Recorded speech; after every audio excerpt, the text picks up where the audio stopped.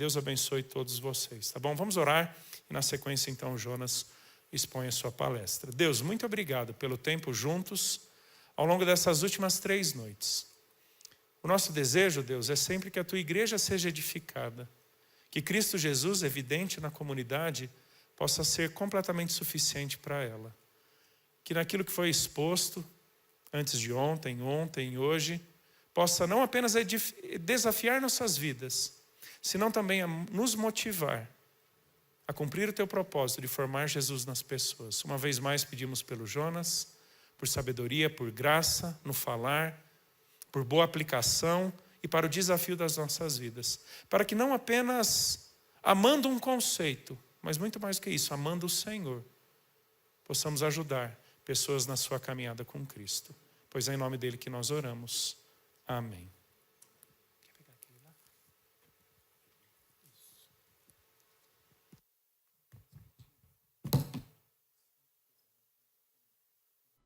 God has not revealed himself to me. Even if he did, I'm not sure how I could be confident that it wasn't just some kind of delusion reinforced by my desires or my culture. Oh, trust me, you'd know. God revealed himself to me. Me too. Oh, really?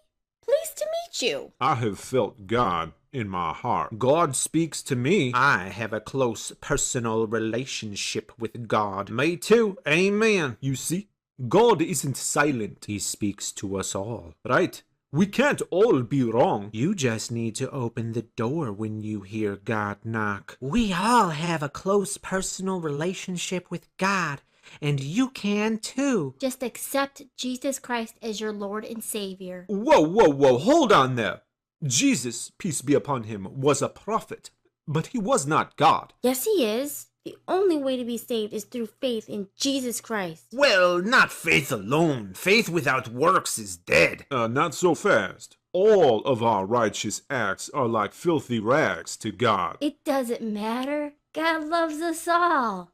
We will all go to heaven and see the truth then. You think even Hitler is going to heaven? Even Hitler. I'm sorry, but Hitler's gotta burn. Not if he repented. Hitler's going to hell, and so is that guy who cut me off in traffic this morning. You've all been blinded by Satan. Jesus visited the Indians and cursed black people. Say what? And I'm going to get my own planet after I die. Not if Zeno escapes his volcano prison. Say what? Oogly skoogul kuthalulu labby dabby kaka slop. Om Ganapate Namaha. I believe I can straighten this all out.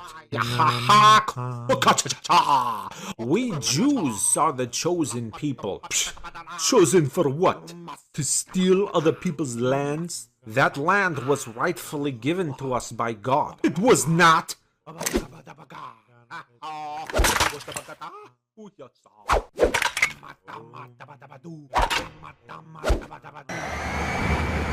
Okay, everyone, calm down. Put the fighter jet down. If God is speaking to all of you, then he appears to be telling all of you very different, contradictory things. Perhaps this rather glaring discrepancy can be explained if we examine the fact that your relationship with God seems to be precisely shaped by the culture in which you were raised and the predominant version of God you were taught to believe in. Sure, there are exceptions, but typically religion obeys borders, while truth does not. In America, God is Yahweh. While in India, God is Vishnu. The truth does not behave this way. In America, 2 + 2 is 4, and in India, 2 + 2 also equals 4. If God's message to us was so dire, so vitally important, then why wouldn't he give it to us in such a clear and precise way so that we would all be in agreement, as evident as a simple math problem in which there is universal agreement, rather than trusting his precious message to be spread by fallible, corruptible human beings? Why would Almighty God allow the continuation of such widespread falsehoods in His name, which would be effortless for Him to correct, or never even need to correct in the first place, because a perfect being would have gotten it right from the very beginning? I can't wait to get my own planet. But y'all are last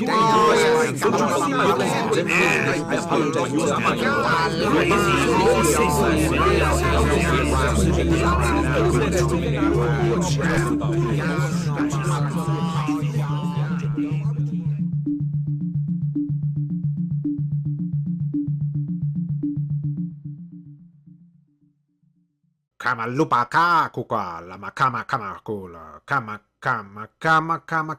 kama chameleon. What?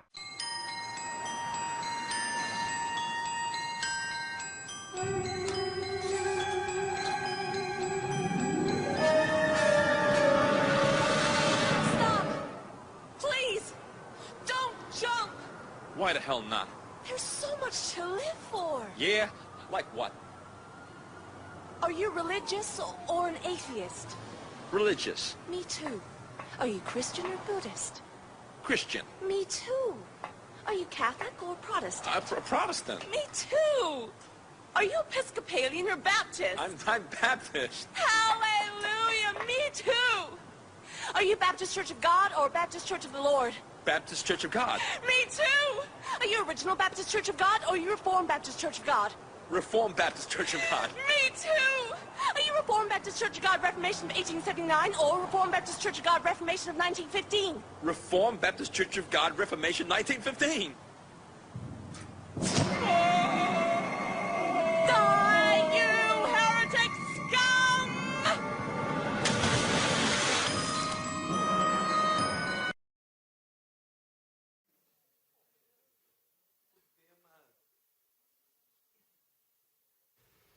O tema de hoje é um tanto, eu diria assim, complexo. Nós vamos falar sobre como amar o coleguinha e sem matá-lo. Nós vamos falar sobre discipulado e catolicidade. Os dois vídeos que nós assistimos, eles apresentam dois problemas que eu quero lidar nessa noite. O primeiro problema é aquele referente ao nosso receio, para não dizer fobia, da tradição e das confissões de fé, pelo fato de muitas vezes a tradição e as confissões, não por causa delas, mas por causa de nós mesmos, acabam ocupando o lugar das Escrituras em termos de autoridade última sobre tudo na vida. O segundo problema é aquele que apresenta uma solução para o problema do conflito de visões e de perspectivas pela uniformidade do pensamento. Basicamente, a ideia é a seguinte: se nós pensarmos todos iguaizinhos, vamos viver felizes para sempre e não vamos matar o coleguinha. Então, sobre esses dois pontos, eu queria apresentar 3 equívocos. E esses 3 equívocos permitirão a gente discutir não só o sentido de catolicidade, mas discutir o quanto nossa maneira de lidar com as diferenças dentro do contexto da própria igreja, ela vem carregada de soluções pagãs para o problema da falta de unidade da igreja, ou falta de unidade entre aqueles que têm a mesma profissão de fé, ou a mesma confissão de fé, ou mesmo os princípios universais que unificam a crença de todos os cristãos a despeito de suas diferentes manifestações credais e doutrinárias. Há 2 passagens bíblicas com as quais eu queria que você tivesse em mente. A primeira delas é 1 Timóteo capítulo 1, versículo 6, e a segunda passagem de 2 Timóteo 2,16. O que há de comum nesses 2 versículos, nessas 2 passagens? Paulo está preocupado com as discussões inúteis. Então eu faço uma observação a partir dessas 2 passagens, de que nós não vamos discutir aqui as questões inúteis, aquelas questões que muitos acabam enveredando, e por essas questões, divisões e dissensões são feitas na igreja. Hoje a gente, quando fala de unidade da igreja, a gente tem até saudade quando as pessoas se matavam por causa de arminianismo e calvinismo, né? Hoje as pessoas estão se matando por causa de esquerda e direita, por causa de política. Deviam se matar por causa de teologia, pelo menos, né? Mas agora estão se matando por aquilo que não merecia o respeito algum.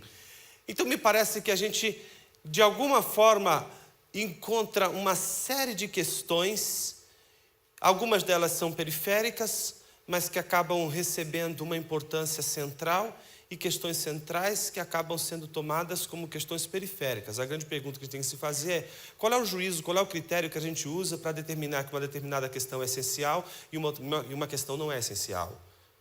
E aí, todas as vezes que a gente levanta o problema do critério, aí sempre a gente levanta o problema da tradição e o problema da escritura. A gente está sempre correndo atrás do nosso rabo. A gente está sempre voltando aos mesmos problemas. Os mesmos problemas estão sempre sendo retomados de uma maneira mais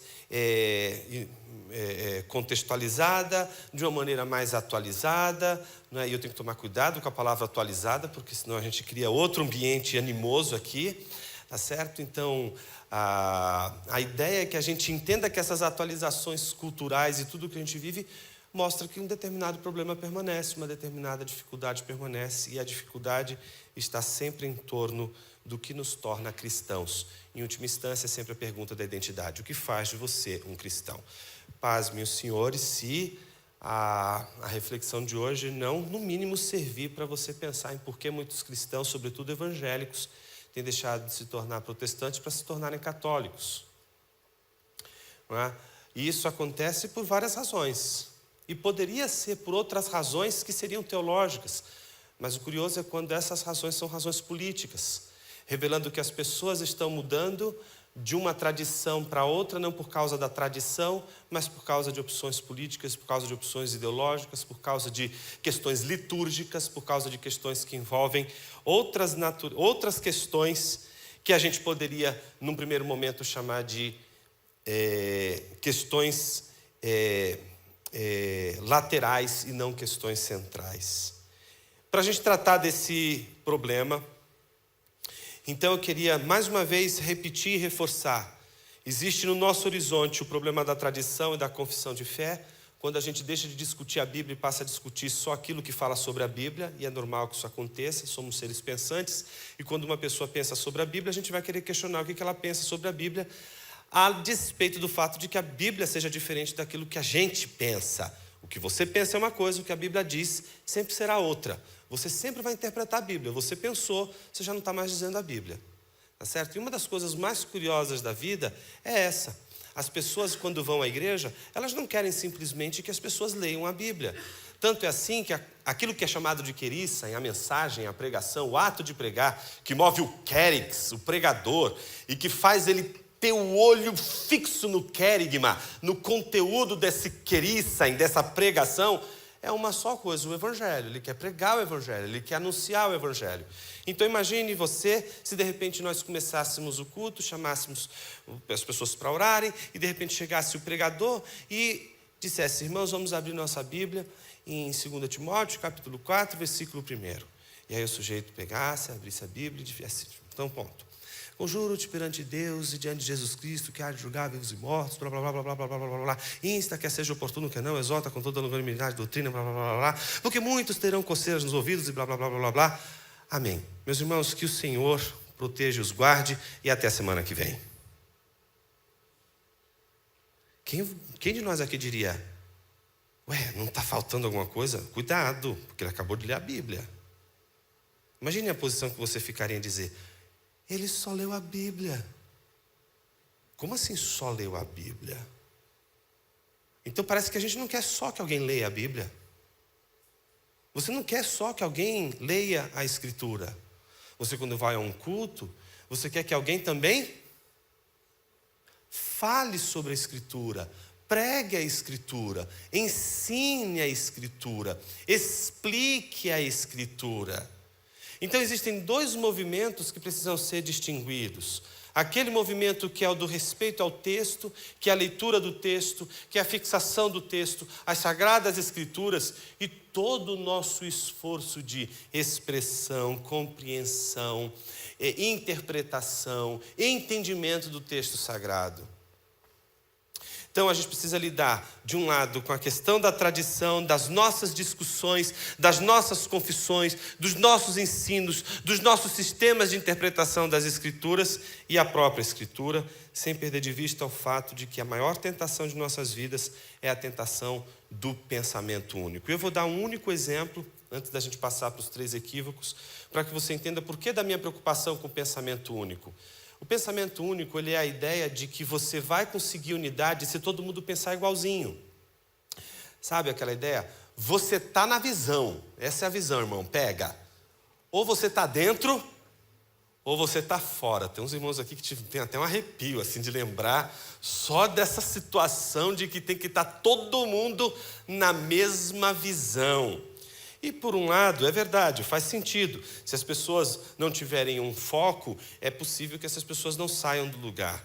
Mas o que a gente está dizendo aqui é que a unidade da igreja, muitas vezes ela pressupõe, por algumas pessoas pressupõem que a unidade da igreja depende dessa univocidade da visão. A visão tem que ser uma só e tem que ser um único pensamento e ninguém pode pensar absolutamente diferente. Todo mundo tem que pensar igualzinho. Então é uma produção em série, né? Aí o seminário teria que desenvolver uma espécie de fabricação de teólogos como se fabrica salsicha, sabe? Todo mundo igualzinho, uniforme. Em alguns lugares até parece isso, todo mundo sai do mesmo jeitinho, todo mundo de barba, todo mundo de óculos redondo, usando blazer cinza, não é? Todo mundo com calçadinho, é isso aí, todo mundo vai no mesmo modelinho, todo mundo seguindo o mesmo padrãozinho, não é? Falando, todo mundo já sabe com palavras que ninguém entende, vai seguindo tudo daquele mesmo jeitinho, aquele mesmo padrãozinho, não é? E aí a gente acaba achando que a unidade é a manutenção da universalidade do pensamento. Todo mundo tem que ter o mesmo pensamento, todo mundo tem que ter a mesma ideia, todo mundo tem que ter a mesma visão. Ninguém pode pensar diferente, não se pode ter perspectivas diferentes. É sobre isso que a gente vai falar. Há uma tentação de resolver o problema da multiplicidade do pensamento com o pensamento único. E o exemplo histórico mais terrível do resultado funesto de todo o pressuposto do pensamento único se chama totalitarismo. Totalitarismo é todo movimento político contemporâneo. Eu fico tão impressionado quando principalmente, isso acontece na Fefeleste, lá na PUC de São Paulo. Não deve acontecer por aqui, pela Redondeza, não. Acontece mais lá naquelas bandas. E naquelas bandas tem umas pessoas muito curiosas que mereceriam uma espécie de estudo, não é? Para tentar entender o que se passa, mas tem sujeito que começa a dizer é totalitarismo, e confunde totalitarismo com tirania, com despotismo, não fazem distinção nenhuma. Totalitarismo não é a mesma coisa que despotismo, nem a mesma coisa que tirania. Você chega e chama uma pessoa de totalitarista, você tem que saber o que você está xingando a pessoa, porque senão você está xingando a pessoa pelo nome errado. Vamos xingar direito. Se é para xingar, vamos sentido, com significado. Agora, o totalitarismo, o que é o totalitarismo? O totalitarismo, diz a Hannah Arendt numa obra fundante chamada As Origens do Totalitarismo, que é uma experiência extremamente contemporânea e jamais vista até então na história do Ocidente. Por quê? É a maneira de fazer todo um povo pensar um mesmo pensamento e obrigar as pessoas a viverem de um mesmo jeito, de forma legítima. A tirania não tem legitimidade. A tirania funciona mais ou menos assim. Obedece. Por quê? Igual sua mãe responde, porque eu estou mandando. E há de você se você não obedecer. Então, mas aqui está escrito na lei, eu sou a lei. Ponto, é assim que você conhece um tirano. O tirano diz que vai prevalecer a minha vontade. O totalitário não faz isso não. Ele não pode chegar desse jeito. Ele vem com a força da lei. Ele usa a lei. Ele interpreta a lei. Você acha mesmo, é só você estudar. Estuda um pouquinho do nazismo. Mas estuda direito. Você vai descobrir que Hitler não fez nada fora da lei. Ele não rasgou a Carta de Weimar para chegar e fazer tudo o que fez. Quando ele dissolveu, que foi o primeiro ato dele, que foi a dissolução da pluralidade partidária, ele não chegou lá com os dois pés dizendo aqui quem manda sou eu e agora não existe mais nenhum partido a não ser o nacionalsocialismo. Ele faz com a força da lei a dissolução da pluralidade partidária, exatamente seguindo a cartilha da lei, ou seja, é a imposição do pensamento único por força de lei, por força de todos aqueles que fazem parte de um pacto federativo. É por isso que o caso de Adolf Eichmann vai chamar tanta atenção de Hannah Arendt, que é aquele general nazista que foi preso na Argentina, aqui pertinho, na década de 60, porque quando a guerra acabou, ele se mandou de lá, o serviço israelense descobriu o paradeiro dele numa das operações militares mais extraordinárias que aconteceu na história do Ocidente. Existem vários filmes que retratam como o Eichmann foi capturado. Ele é capturado sem que ninguém perceba a presença dos agentes secretos israelenses na Argentina. Ele é julgado num tribunal que é feito lá em Israel. Quando ele chega e está para ser julgado no tribunal, ele está num aquário, numa redoma de vidro, e é óbvio que é um vidro blindado, justamente porque a situação ali era de comoção muito forte. Ninguém queria que ele saísse dali vivo. Hannah Arendt, que escreve Origens do Totalitarismo, é que também escreve Eichmann em Jerusalém, e vai acompanhar o caso do Eichmann em Jerusalém. Quando ela observa ele chegar, ela toma um susto, porque ela olha e diz assim: caramba, ele parece meu pai. O nazista não parece nazista. Totalitarista não parece totalitarista. Poderia ser meu pai. E ele vai e senta de forma educada. Aí começa a passar o filme na frente dele, na frente de todo mundo. Imagina, todo mundo vendo aqueles corpos, todos estrupiados, jogados em vala. Aquelas cenas horrorosas da guerra. Hannah Arendt está olhando aquilo já comovida, quando de repente interpelam Eichmann e dizem a ele, fazem a seguinte pergunta antes de começar o julgamento: o senhor não tem nenhum arrependimento de tudo isso aqui? O senhor foi o responsável por assinar e autorizar a morte de todos os judeus nos campos de concentração, sob todas as torturas. O senhor se arrepende do que o senhor fez? Ele, de uma maneira muito simples, muito direta, sem titubear e sem nervosismo, e você pode conferir isso no YouTube, só você digitar lá Eichmann, o tribunal todinho está filmado, você pode assistir ele inteirinho lá. Ele diz com todas as letras: me arrepender do quê? O que eu fiz de errado? Eu obedeci às leis do meu país, eu obedeci à carta magna do meu país, eu fiz o que estava debaixo da lei, eu segui o ordenamento jurídico, eu não errei em nada. Não é isso que os senhores deveriam fazer com os países de vocês? Vocês não deveriam obedecer suas leis? O que eu fiz foi isso. Aliás, por que eu estou sendo julgado num tribunal que não é do meu país? Ou seja, cada um não tem sua perspectiva, cada um não tem sua cultura. Por que eu estou sendo julgado num tribunal universal? Se cada povo tem sua própria lei, se cada povo tem a sua própria visão de mundo, se cada um tem a sua perspectiva, se cada um tem o seu jeito de ver o mundo, por que eu estou sendo julgado aqui e não na Alemanha? Não preciso nem dizer que naquela hora o tribunal foi encerrado, a comoção era tanta, e não preciso nem dizer que o argumento do Eichmann chegou a algum termo. Não conseguiu, ele foi enforcado, esse é o fim do Eichmann, e o enforcamento do Eichmann se tornou aquele caroço no pescoço, sabe, na garganta, que, não é, que fica aqui, ó, travado, e também na consciência contemporânea com relação ao julgamento universal. É um problema sério esse, como a gente julga alguém a partir de uma lei universal. Bom, todo esse movimento que eu fiz foi para mostrar que o pensamento único é o pensamento que provoca as pessoas pensarem do mesmo jeito, sob força de lei. Elas não são forçadas a pensarem da mesma forma, elas acabam pensando, tendo o mesmo pensamento único, e o pior de tudo, elas não conseguem exercer o pensamento crítico.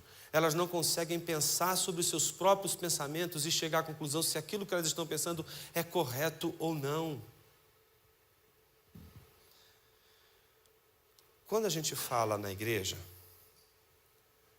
sobre termos o mesmo pensamento, termos o mesmo objetivo, termos a mesma visão, quando a gente fala da unidade da igreja, o que é que a gente quer dizer? O que é que a gente está combatendo? Ora, o que a gente acabou de ver no primeiro vídeo foi exatamente isso. uma multiplicidade de visões de mundo, todas elas religiosas, contra um ateu. E todas elas concordam num ponto. Todo mundo, no primeiro momento, concorda. Todo mundo é teísta. E aí, dali a pouco, um movimento a mais, e aí já tem elementos de discordância. E cada camada da conversa vai aumentando a tensão, vai esquentando a conversa. E essa conversa vai começando uma escalada de violência que termina com o sujeito dizendo: coloque esse jato no chão. Não é? E aí o ateu vai oferecer a saída. E aí a gente olha o ateu oferecer a saída hoje exatamente dessa forma, porque você e eu estamos na condição daqueles que são religiosos. Estamos sendo questionados pelos secularistas exatamente sobre o padrão da unidade, o padrão da universalidade, o padrão da verdade. E aí o ateu vai dizer o seguinte: olha, a verdade se comporta dessa forma. 2 mais 2 é igual a 4. E é aqui na China, na Índia, na Austrália, no Brasil, no Peru, em qualquer lugar do mundo. Ora, se vocês querem fazer algo que seja de fato uma solução para o problema do conflito, todos têm que chegar a um conhecimento inegável. Então do 2 mais 2 é igual a 4, dá um salto pirotécnico para somos todos humanos. Parece que faz sentido, e é isso que o mais acontece com a gente, é isso. Na hora da discussão na universidade, ou na discussão sobre a acusação de que nós somos beligerantes, que a gente briga, que nós não temos unidade nem entre nós mesmos. Os evangélicos são uma pluralidade de igrejas, cada um tem sua visão de mundo, é uma bagunça, é uma desordem. A nossa maneira de reagir, às vezes é uma maneira de reagir que não percebe o engodo do outro lado, que é o engodo de acreditar que se todo mundo encontrar uma verdade do tipo 2 mais 2 é igual a 4, a gente vai ficar bem. Agora, vamos fazer um exercício agora rapidinho, porque quando o ateu ele joga um argumento como esse que ele jogou aqui pra gente, a gente fica desesperado, é verdade. 2 mais 2 é igual a 4 é uma verdade universal. O que eu faço com isso? Deus não é. Cada um tem uma imagem, cada um tem uma visão de Deus. Como é que eu lido com isso? Respira fundo nessa hora, porque o ateu é Nutella. Ele não está com o melhor argumento aqui. Esse argumento não é o melhor argumento. Esse é o pior argumento que um ateu poderia usar. É o pior. Mas é que você fica apavorado, começa a ficar quente. Você não consegue entender. Fala, meu Deus, como é que eu saio dessa? É só ter calma em primeiro lugar e fazer a seguinte pergunta. Alguém aqui conhece alguma religião daqueles que professam 2 mais 2 igual a 4? Alguém aqui já viu assim? Nossa, gente, eu preciso dar o testemunho da minha fé.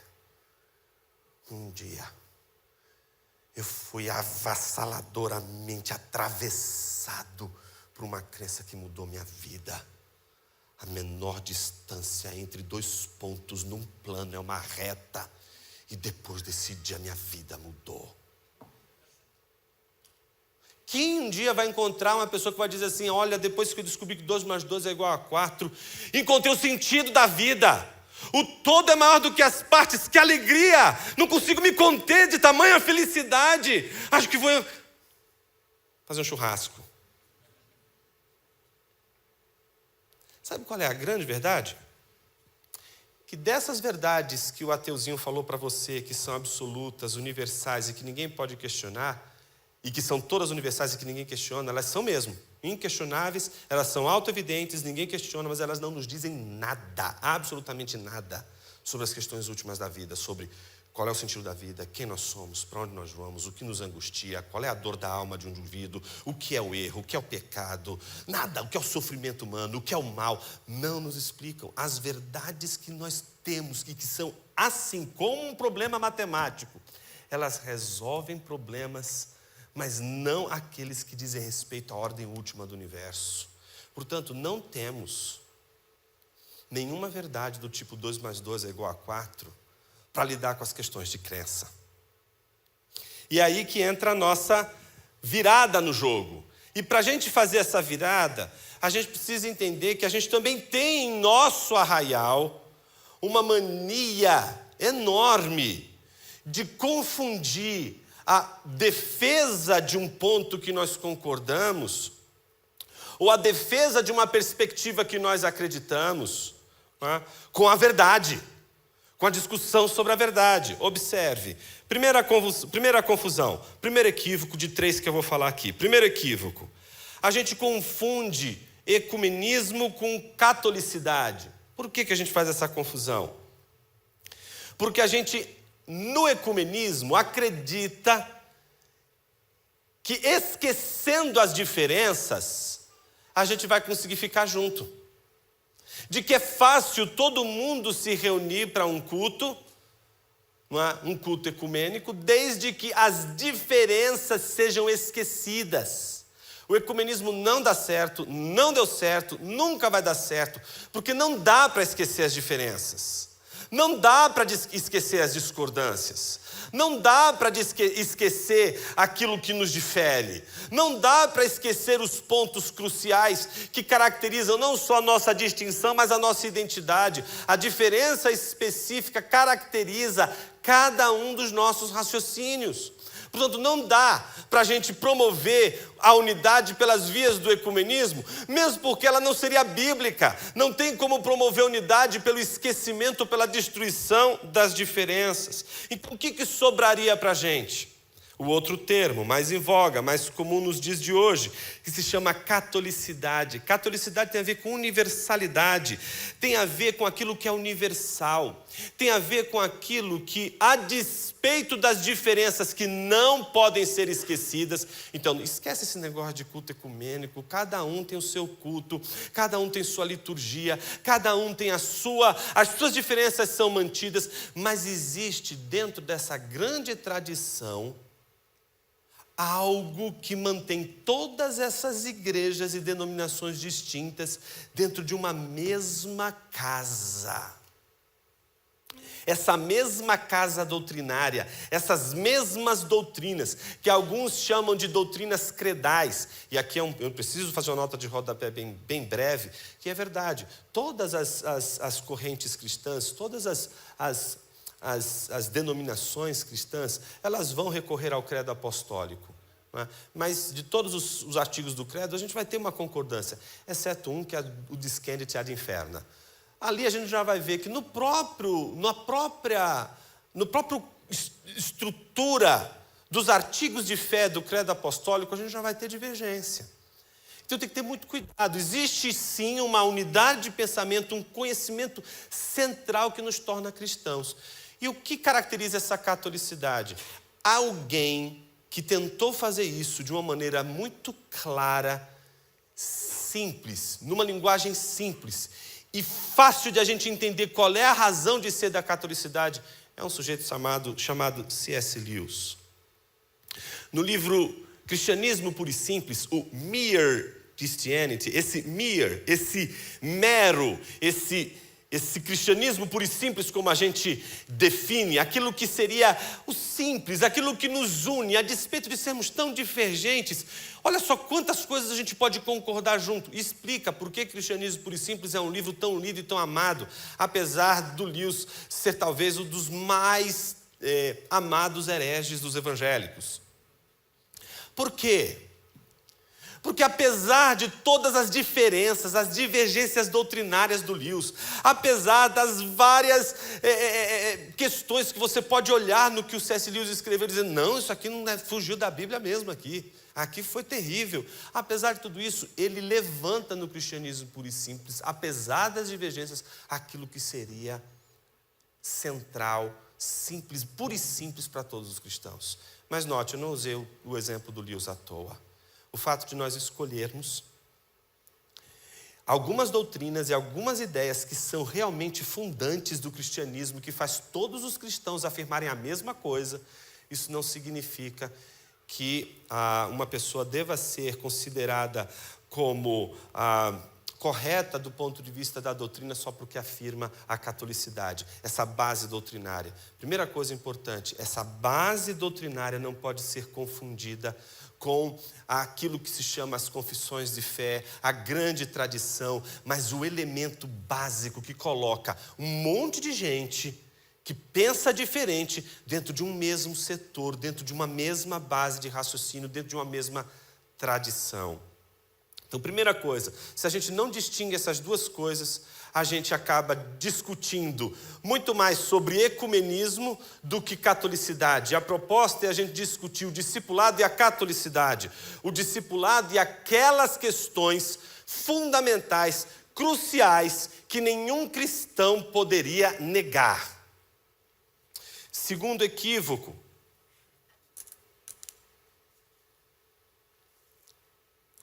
é o equívoco da pluralidade e do pluralismo. Então, primeiro, catolicidade e ecumenismo. O segundo, pluralidade e pluralismo.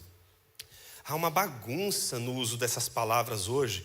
E gente muito séria, muito competente, ainda usa de maneira bastante irregular essas distinções, o que provoca uma confusão. Um cristão, ele precisa, em primeiro lugar, distinguir pluralidade de pluralismo para que ele possa distinguir aquilo que é um dado criacional daquilo que é uma visão de mundo, daquilo que é uma ideia, daquilo que é uma crença. Então, imagine o seguinte, pluralidade, a primeira coisa que a gente precisa definir, pluralidade. Pluralidade não é uma questão de opinião. Pluralidade é da mesma ordem do 2 mais 2 é igual a 4. Da menor distância entre dois pontos no plano é uma reta. O todo é maior do que as partes. É da mesma natureza. É da incapacidade de negar. Não podemos negar a pluralidade. A pluralidade está diante da gente o tempo todo. As cores, os tamanhos, tudo que você puder imaginar na criação é plural. Há uma dimensão plural no próprio ser divino, na própria natureza de Deus. Então, pluralidade é uma expressão da própria natureza divina. Portanto, pluralidade é da ordem criacional, ninguém pode negar, está dada, ponto. É como dualidade. A dualidade, ela não pode ser negada, é da ordem criacional. Por exemplo, treva e luz, dia e noite, bem e mal, certo e errado. As dualidades não são dualismos, assim como as pluralidades não são pluralismos. Dualidade, pluralidade é da ordem criacional, é das coisas. As coisas são plurais. O universo é dual. Você tem dia, noite, você tem duro, mole, você tem todas as expressões de dualidade que correspondem à realidade. Isso não é uma questão de ponto de vista, isso não é uma questão de visão de mundo. Agora, o dualismo é uma visão de mundo. O pluralismo é uma visão de mundo. Em outras palavras, uma pessoa pode defender a pluralidade sem ser pluralista. E como essa distinção não foi bem feita, o que acontece? A gente hoje só consegue defender a pluralidade pelas vias do pluralismo. E esse é o nosso maior problema. Os evangélicos não estão conseguindo trabalhar muito bem com a questão da pluralidade, porque não estão conseguindo, em primeiro lugar, distinguir pluralismo de pluralidade. Essas coisas precisam ser distintas. Vamos começar, então, explicitando o que é pluralismo, para que esse equívoco seja desfeito. Observe o que é pluralismo. O que seria uma visão pluralista? A visão de que todas as visões do mundo são, portanto, dignas de aceitação e nenhuma delas pode ser rejeitada, sob pena de que não há nenhuma visão de mundo que dê conta do todo. Correto? O pluralismo, então, entende que todas as visões de mundo, todas, são válidas, porque nenhuma visão de mundo dá conta do todo. E porque nenhuma visão de mundo dá conta do todo, todas as visões de mundo têm que ser aceitas. Isso é o pluralismo. Então, a discussão pluralista é uma discussão que sempre coloca os pluralistas em maus lençóis. E eu vou dar exemplos que vocês acompanharam recentemente. Alguns de vocês acompanharam o drama, ou têm acompanhado o drama do Monark, por exemplo, com a questão relacionada à opinião sobre o nazismo. O quanto aquilo gerou uma celeuma. Parece que nós vivemos numa sociedade pluralista, onde as pessoas defendem o pluralismo, onde todas as perspectivas são válidas. Mas se alguém diz assim, olha, é possível defender o nazismo, pronto. Mas o problema é que a gente tem que sempre se perguntar, por que existe uma cláusula de restrição para o nazismo? Se todas as perspectivas são válidas, Qual seria o fundamento para tirar uma visão de mundo de todas as outras visões de mundo? Então, a visão cristã de mundo sobre a pluralidade diz o seguinte: todas as visões de mundo são possíveis, desde que as visões de mundo não comprometam a ordem criacional da pluralidade. Porque isso é idolatria. É o princípio da idolatria que impede um cristão de afirmar o pluralismo e não somente afirmar o pluralismo, mas oferecer uma saída para a pluralidade, que é muito mais bíblica e muito mais poderosa para resistir a totalitarismos do que o pluralismo. E eu vou explicar o porquê. Imagine o seguinte: se a gente tem uma visão pluralista, se todo mundo é pluralista, se todo mundo tem uma visão de mundo em que todas as visões são possíveis, e alguém defende o nazismo, a gente não vai conseguir dizer por que ele não pode defender o nazismo, porque a gente diz que tudo é válido. Tá certo? Então qual é o grande problema? Preste atenção agora, não pisca. Presta atenção. Brian Walsh, num livro chamado Uma Visão Transformadora, ele diz que existem dois tipos de visão de mundo. Uma visão de mundo majoritária e uma visão de mundo minoritária. E ele não está falando de visão de mundo minoritária e majoritária como visões de mundo de quantidade de pessoas. Não. É majoritária não pela quantidade de pessoas, é majoritária pelo poder influenciador, expressivo. É minoritária quando não tem poder expressivo. Por isso, pode ser minoritária a maioria da população de uma nação. Certo? E pode ser majoritária uma minoria. Foi com a minoria que Hitler ascendeu ao poder. A cosmovisão majoritária, portanto, não é a da população. A cosmovisão majoritária é aquela que ocupa os principais centros de determinação de governança de uma nação, como, por exemplo, a educação, o direito. E aí, pensando no direito, pensa no STF, pensa em tudo aquilo que envolve o direito, tudo aquilo que envolve a governança, pensa em tudo aquilo que envolve não só o direito como as leis, mas todo o ordenamento jurídico. Pensa em todas essas áreas que a mídia, se você ocupa a mídia, o direito e a educação, você, por mais que não seja a maior parte da população, você se torna, enquanto grupo, responsável por dar os rumos de uma agenda para a sociedade. Então, como é que a sociedade ela recebe uma agenda? Justamente das elites que ocupam essas esferas de poder, essas esferas de organização social. Aí somos a maioria. Mas se somos minoritários, se não ocupamos esses espaços, nossa posição não oferece absolutamente nada de oposição. Nada. Mesmo que seja a maioria. Ora, o que essa teoria do Brian Walsh nos ensina? Que se a visão de mundo da maioria, das elites, não é do povão, não é da maioria das pessoas, mas se dessas elites, desse grupinho aqui, se esse povo todo é pluralista, esse povo não consegue defender nenhum totalitarismo. Porque todas as visões são válidas. Só consegue deter o totalitarismo visões de mundo que defendam pluralidades contra visões totalitárias. E só pode defender visões dessa natureza aquelas que não são pluralistas. Elas têm que ter um critério último para julgar uma determinada cosmovisão e dizer: esta é certa, esta é errada. E é tudo que o pluralista não quer. O pluralista não quer dizer que uma cosmovisão é certa. Ele não quer dizer que uma cosmovisão é errada. Ele quer dizer, são pontos de vista diferentes, vamos respeitar as diferenças, e etc. Ou seja, no mundo assim, Sócrates não teria emprego. Não teria. Porque a democracia ela se fundamenta nessa discussão da pluralidade. Agora, deixa eu fazer o fecho disso aqui e voltar para o nosso tema. Observe. Pluralismo e pluralidade são duas coisas distintas. Um cristão, ele precisa entender que a pluralidade é diferente do pluralismo. E trazendo agora para o nosso contexto do discipulado e catolicidade. Não agora o nosso testemunho público, mas o nosso testemunho dentro da comunidade da fé. Nós vivemos num contexto de irmãos que pensam de forma diferente. Cada um tem a sua perspectiva. Observe isso. Se você simplesmente é um pluralista dentro da igreja, ou dentro do contexto da igreja, você nunca vai poder aplicar disciplina na igreja. Não existe disciplina.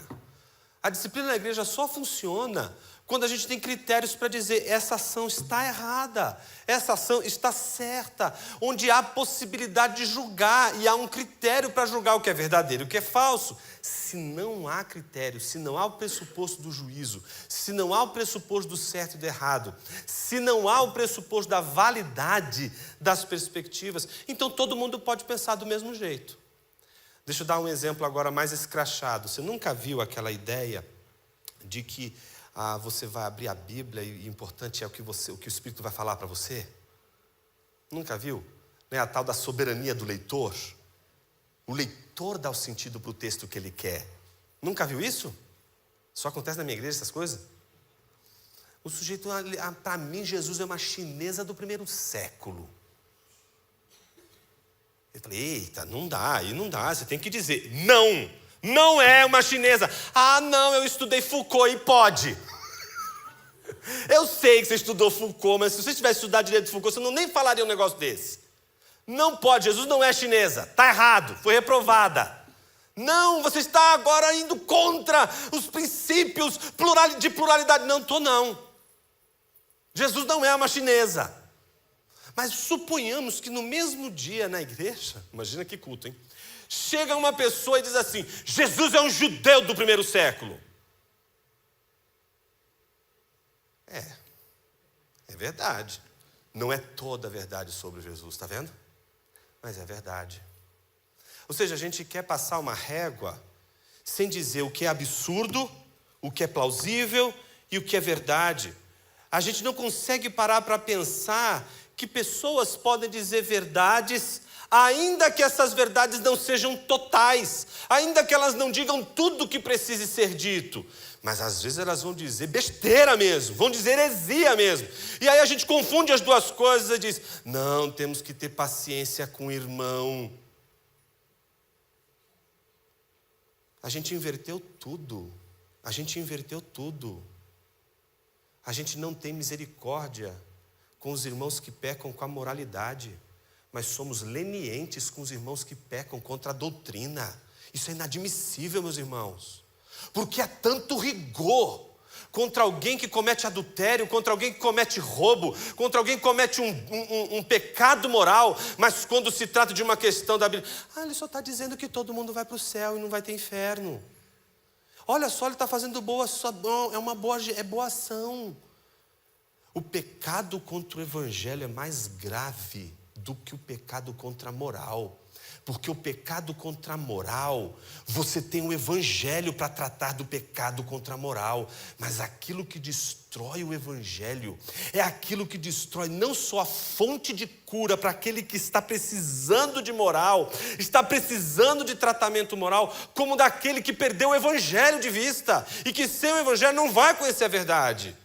Em outras palavras, o que eu estou dizendo é que às vezes a gente não consegue pensar a liberdade das ideias, porque a gente já não consegue mais julgar o que é certo, o que é errado, o que é uma verdade que ainda não é tudo o que precisa ser dito, de uma falsidade, de um argumento falso.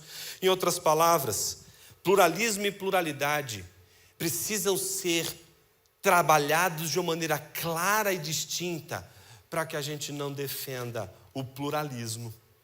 Porque todas as vezes que a gente defende o pluralismo na igreja é como se a gente estivesse dizendo, todo mundo pode interpretar a Bíblia do jeito que quer. E aqui eu preciso, antes de ir para o último tópico, apontar uma das coisas mais importantes que a gente esquece. Quando você procura uma igreja, você não procura só um lugar onde tem espaço para crianças. Trabalho com jovens e adolescentes, uma forte escola bíblica dominical e um púlpito fundamentado em sermão sequencial e expositivo. Quando você procura uma igreja, você não entra apenas numa comunidade de amor, você entra numa comunidade de interpretação da Escritura. Você não escolhe uma igreja, você escolhe um jeito de ler a Bíblia. Por isso, se você escolhe as pessoas e não a lente das pessoas quando você escolhe a igreja, você escolheu mal. Porque Jesus vai cobrar de mim e de você a unidade do corpo e o amor a despeito de qualquer coisa nessa vida. Ele não permitiu que a igreja escolha ninguém, só ele escolhe. A igreja não pode dizer, o eleito é esse aqui. Não. A igreja não tem essa autonomia. A igreja não tem autonomia para escolher para quem ela vai pregar. Só Jesus tem o poder da escolha, só Deus tem o poder da escolha. A igreja, ela prega para todo mundo. Ela leva o evangelho para todo mundo. Terceira e último esclarecimento sobre o equívoco, que é a doutrina da sola escritura versus a doutrina da tradição ou das confissões de fé. É tão interessante quando a gente, e aqui eu preciso falar dentro do nosso contexto.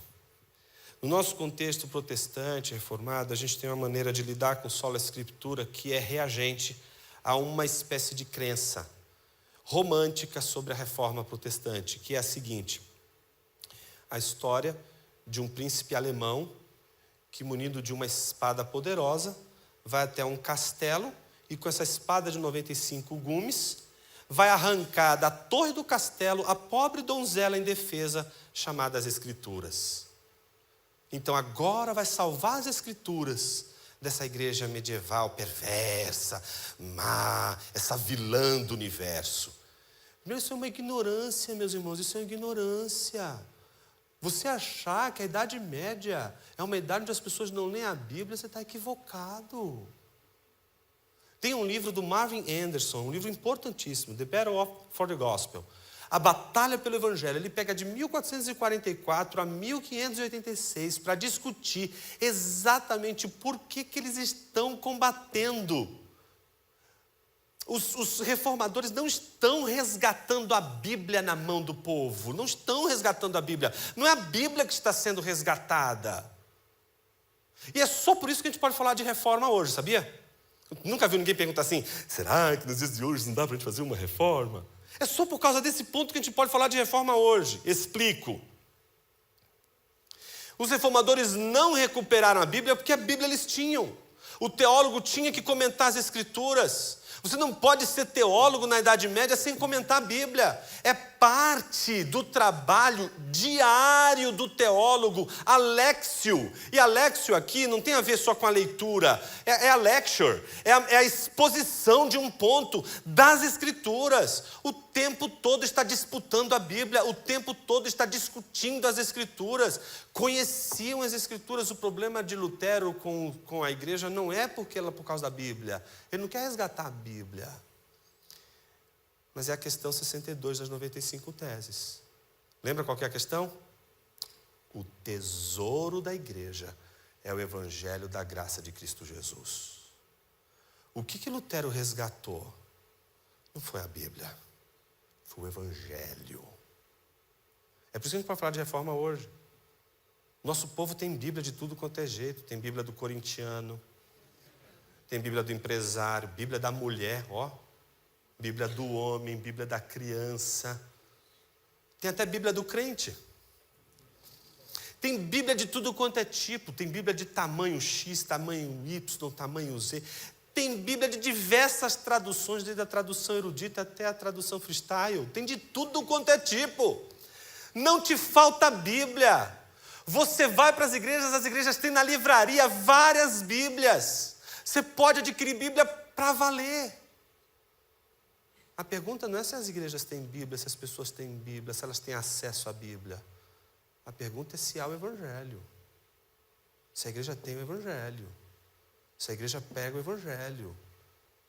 Ser um reformador nos nossos dias não é resgatar a Bíblia, é resgatar o Evangelho.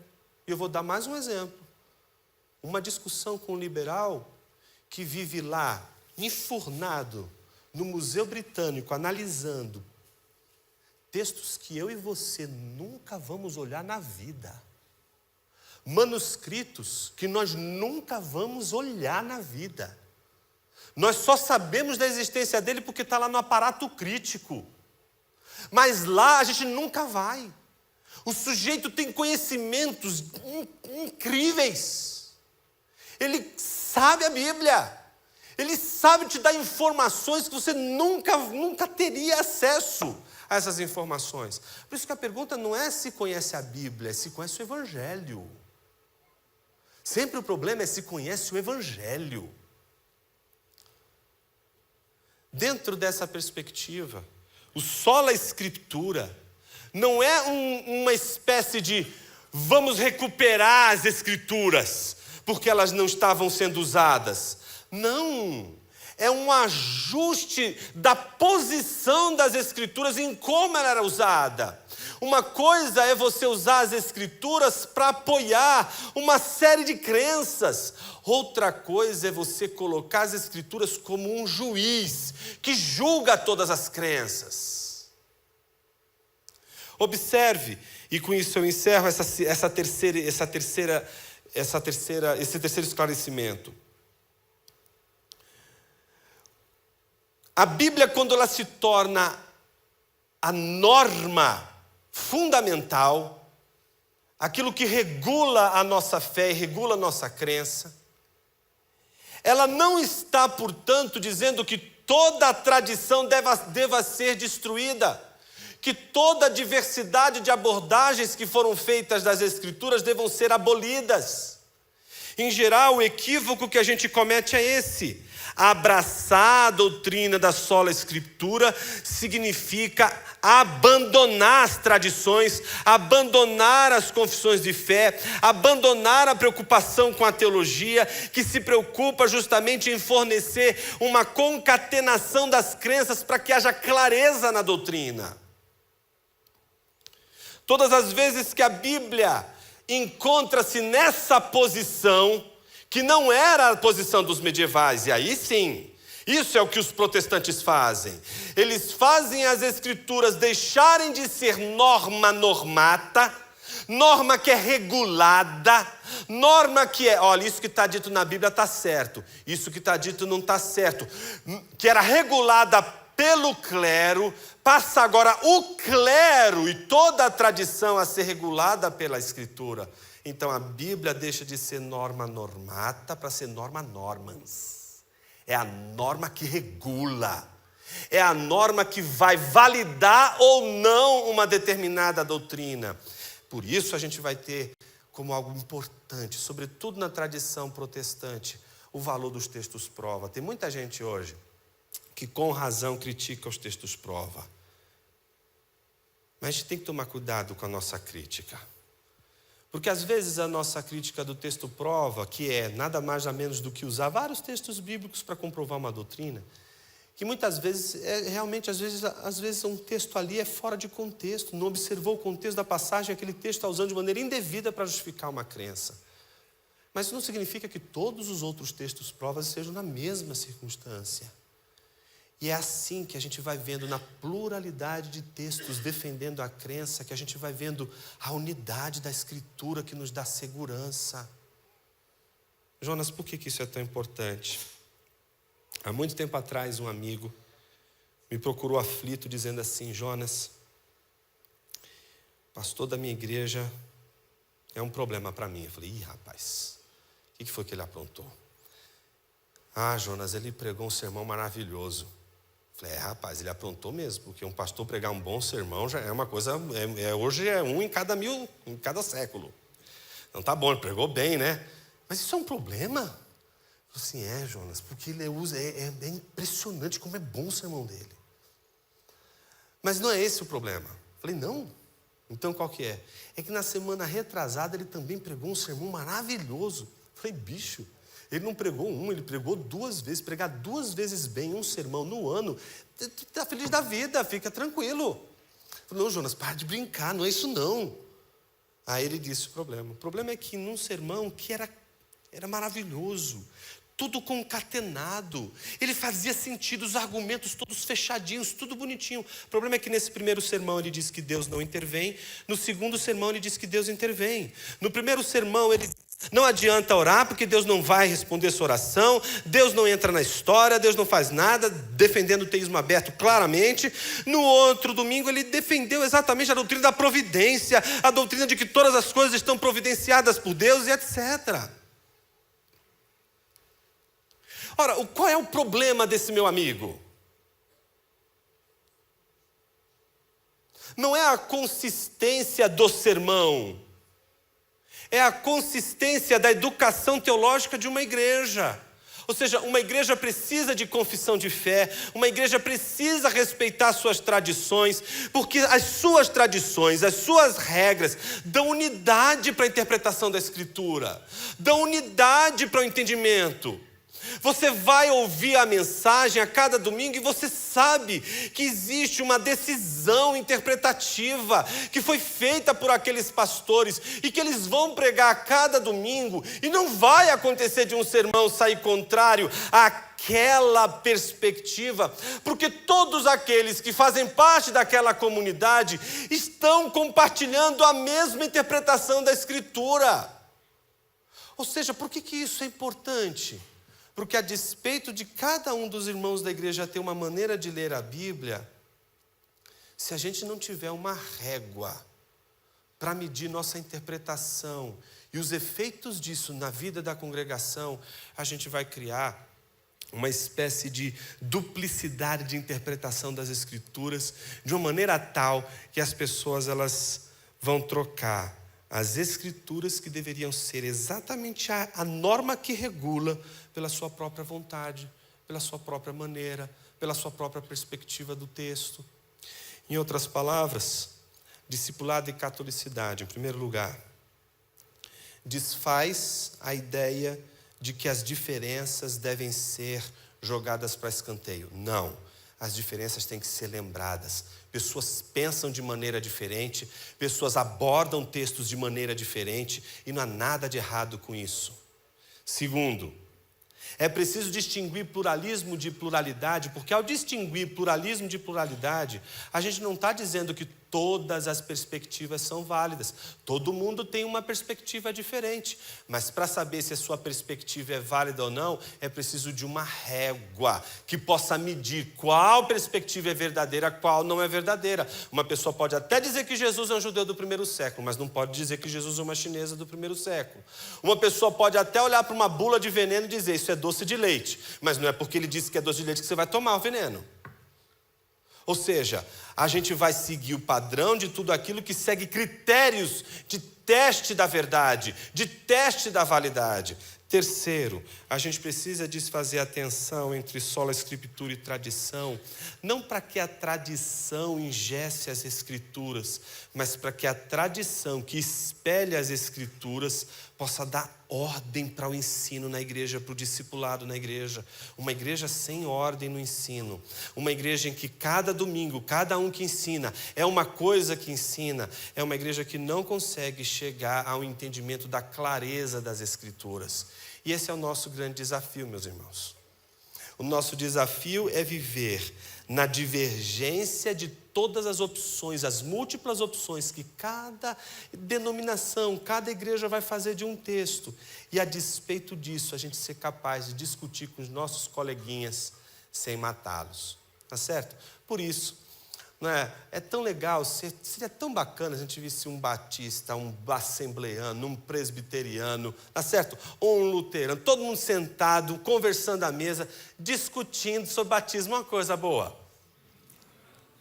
Sem se matarem, discutindo doutrina, sem se matarem. Ah, mas por quê? Porque isso ajuda a nossa leitura da Escritura. Eu não preciso concordar com o meu irmão, a gente tem que parar com esse negócio. Tem pessoas que acham assim, não, a gente tem que encontrar um ponto em comum. Não tem que encontrar ponto em comum coisa nenhuma, às vezes você vai ter divergência mesmo, é normal. Segue amando o irmão e ele vai te amar também, uma bênção.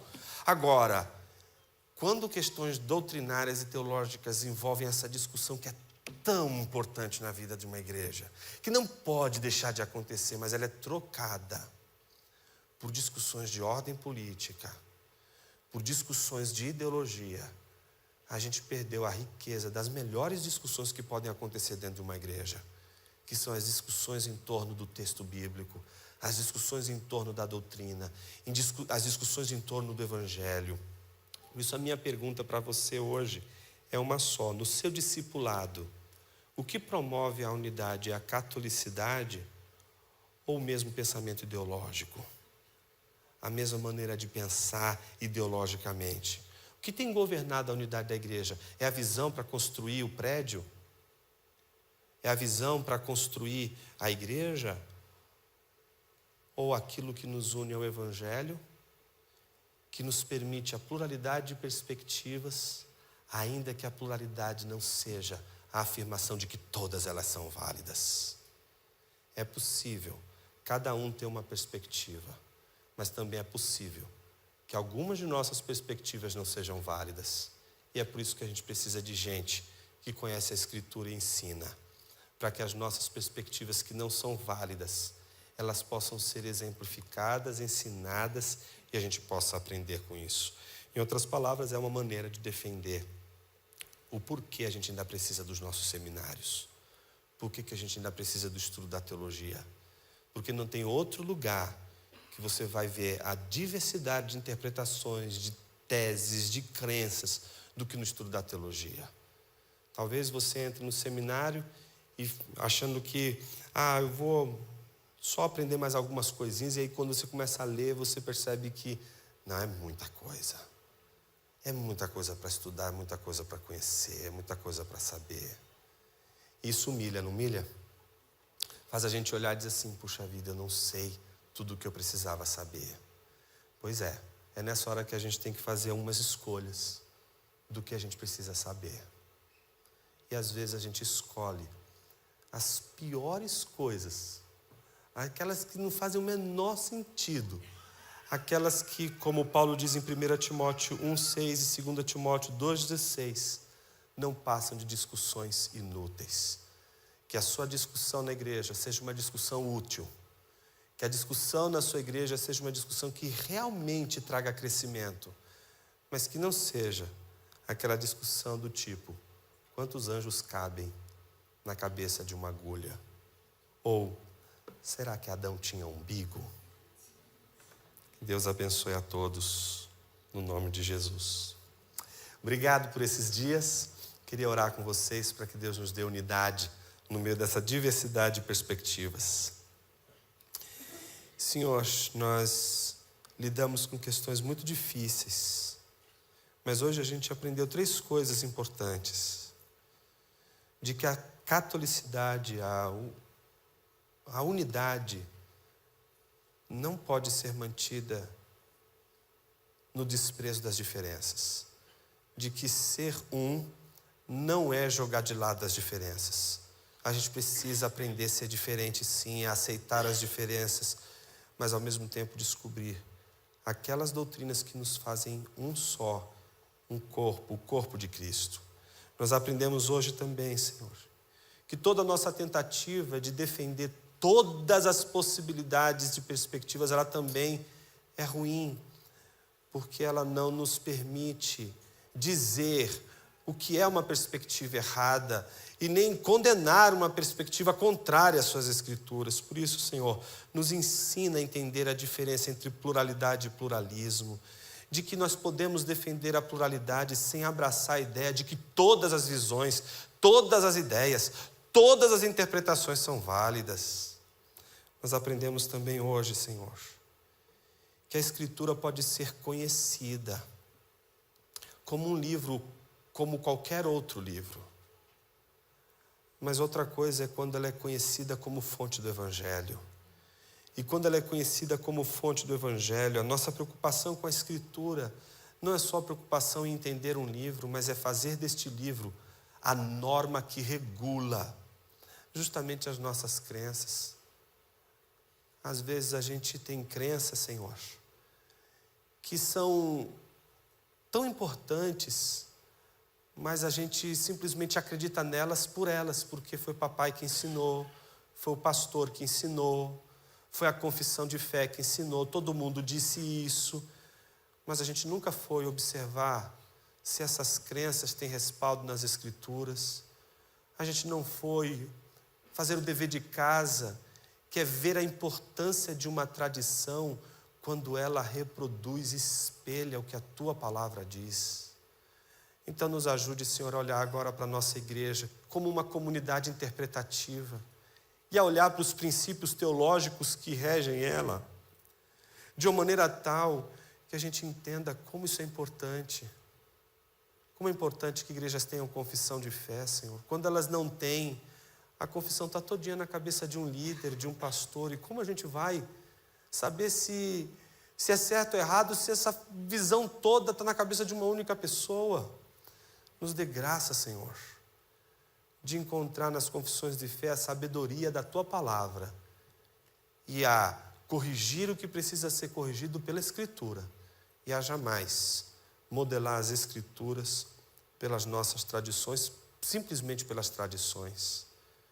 Que o Senhor nos ajude a perceber que o valor da Bíblia está no fato de que ela é a única fonte que nos revela o Evangelho e que nos revela Jesus. Nos ajude a amar as Escrituras, não como um livro interessante, que merece o nosso entendimento, porque fundou o Ocidente, mas ajude-nos a nos apaixonar pelas Escrituras, pelo valor de verdade que ela nos oferece para a vida no dia a dia. Assim oramos, no nome de Jesus. Amém.